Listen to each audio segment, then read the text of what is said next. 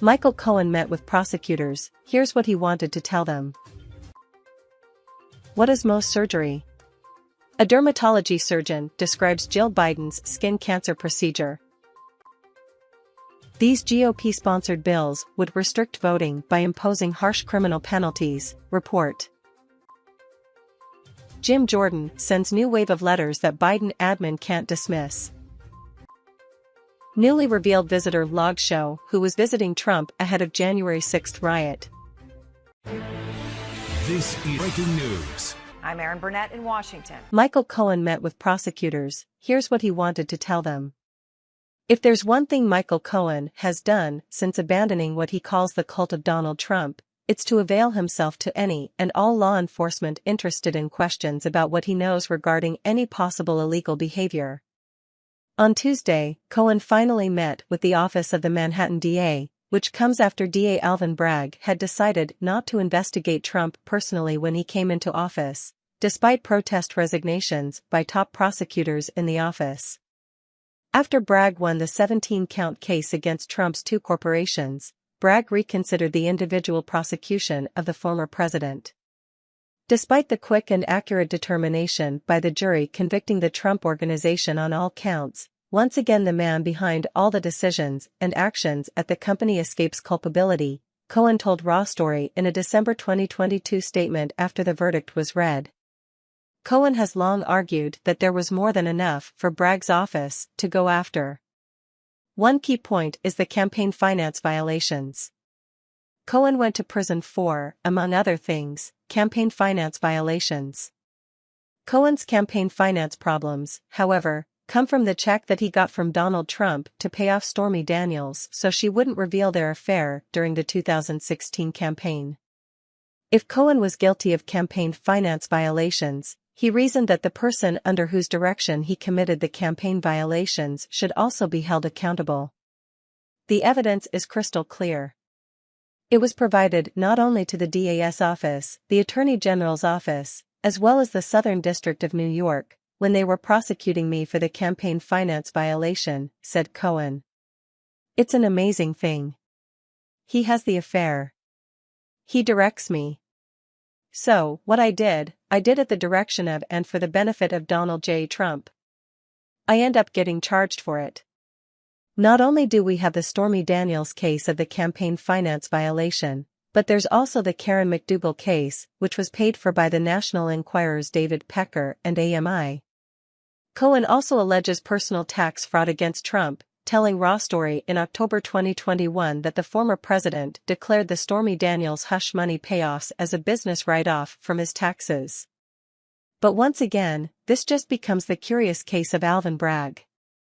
Where this case going, it would have been great had he stepped forward in this The New York Times article, or gone on television, and announced that we are pursuing this case against Donald Trump for campaign finance violation, as well as misrepresentation on the tax documents. What is Mohs surgery? A dermatology surgeon describes Jill Biden's skin cancer procedure. Today, Jill Biden underwent Mohs micrographic surgery, commonly known as Mohs surgery, to remove a small lesion above her right eye that was found during a routine skin cancer examination. President Biden accompanied the First Lady to Walter Reed National Military Medical Center, according to media reports. What is Mohs surgery, and what does the procedure suggest about First Lady Jill Biden's health? Reports have not confirmed that Dr. Biden has skin cancer. The New York Times has quoted Dr. Kevin C. O'Connor, who said Dr. Biden's Mohs surgery was being performed in an abundance of caution. The Times reports Dr. O'Connor is the Biden's longtime personal care physician who now serves as the White House physician. Mohs surgeon Brett Coldiron, MD, FACP, FAAD, a clinical associate professor at the University of Cincinnati and founder of the Skin Cancer Center of Cincinnati, spoke with. During Mohs surgery, a skin cancer surgeon removes the tumor and a thin layer of tissue surrounding it to look for cancer cells under a microscope. Another layer is removed if cancer cells are found and sent to the lab for inspection. This process continues until there are 0 cancer cells. You keep as much healthy skin as possible, Dr. Coldiron says. He adds that this is especially important when skin cancer develops near the eye, which is a delicate area. In fact, says Dendy Engelman, MD, a New York City-based cosmetic dermatologist and Mohs surgeon at Schaefer Clinic, Mohs surgery is preferred around the eye because it gives the highest cure rate while preserving the most amount of tissue. According to the American Academy of Dermatology, the area around the eyes is especially vulnerable to damage from the sun's ultraviolet rays, making it a common, though rarely mentioned, spot for skin cancer to develop. The Mohs procedure is performed under local anesthesia, Dr. Coldiron says. The pathology examination of the skin sample is done in stages while the patient waits. We check the edges in the lab until we get 100% of the margin, Dr. Coldiron says. Each lab review can last about an hour. There is typically some pain after the procedure, which Dr. Coldiron says most patients can manage with over-the-counter painkillers. The advantage of Mohs surgery is often worth it, he says. It costs less than conventional skin cancer surgery, has a higher cure rate, and you don't get put to sleep. Not everyone with skin cancer is a Mohs surgery candidate, Dr. Coldiron explains. The cure rate of Mohs surgery is 99% for basal cell carcinoma and 95+% for squamous cell carcinoma, which is about 8 or 9% higher than conventional skin cancer surgery, he says. Mohs surgery is indicated for melanoma, the potentially terminal form of skin cancer, only when the cancer has not yet started to spread. On occasion, Mohs surgery can be used for invasive melanomas on the face where there is less tissue to spare, and when achieving a cosmetically appealing result matters, he says.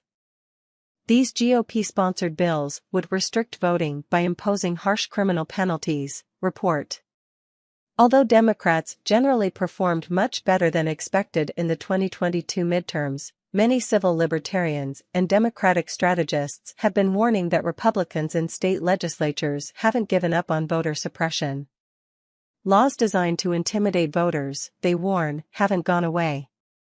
Journalist Kira Lerner, in an article published by The Guardian on January 17, takes a look at some of the voter suppression activities coming from Republicans at the state level in 2023.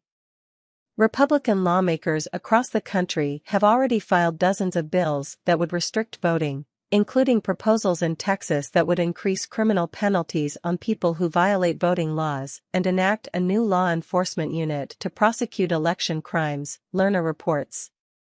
The 2023 legislative session comes in the wake of an election that was described by many voting rights advocates as a triumph of democracy, despite the restrictive voting laws that were in place in 20 states for the first time last year. Lerner continues, before this session, at least 26 states enacted, expanded or increased the severity of 120 election-related criminal penalties. This year, Republican-controlled legislatures plan to continue pressing for laws that they say would help prevent widespread voter fraud, a problem that voting advocates say does not exist but nonetheless continues to be alleged by Donald Trump and his allies. Several